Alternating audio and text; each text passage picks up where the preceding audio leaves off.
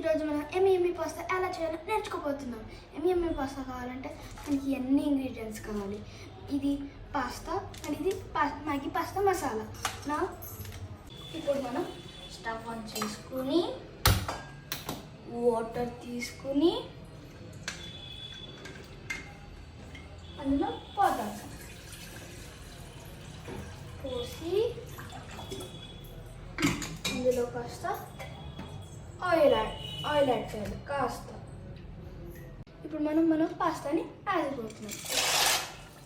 Okay, ఇప్పుడు మనం ఇందులో సాల్ట్ అయిపోతున్నాం. సాల్ట్ ఎప్పుడు రాక్ సాల్టే వాడండి, it is good for health.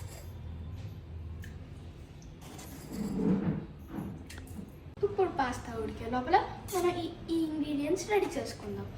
ఇప్పుడు మనం చిల్లీని మధ్యలోకి ఇలా స్లైస్ కట్ చేసుకుని ఆ తర్వాత సైడ్స్ ఇలా ఇలా ఇలా కట్ చేసుకోవాలి. ఇప్పుడు మనం గార్లిక్ని ఇందులో దంచాలి.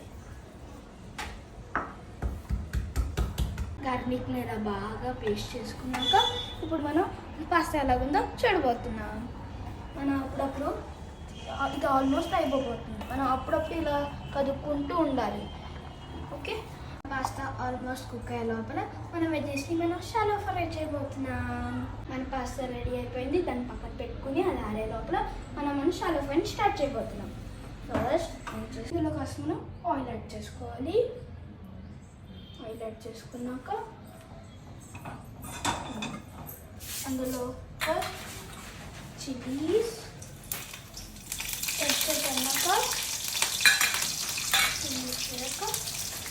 ఇందులో మనం ఆనియన్స్ యాడ్ చేసుకోవాలి. ఇది మిక్స్ చేసుకోవాలి. ఇప్పుడు మనం గ్రీన్ పీస్ యాడ్ చేసుకోవాలి, కలుపుకోవాలి. ఇప్పుడు మన గార్లిక్ వేసేసుకోవాలి. వేసుకుని టమాటోస్ బాగా మిక్స్ చేయాలి. మనకి దీంట్లో షాలో ఫ్రై అయ్యాక పాస్తా మసాలాని యాడ్ చేసుకోండి. మొత్తం వేసేయాలి, మొత్తం ప్యాకెట్ వేసేయాలి. ఓకే, మళ్ళీ మిక్స్ చేసుకోవాలి.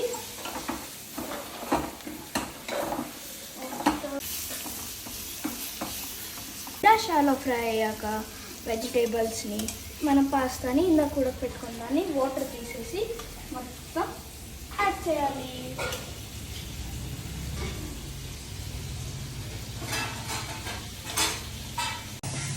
మన ఎమ్మి పాస్తా రెడీ అయిపోతుంది.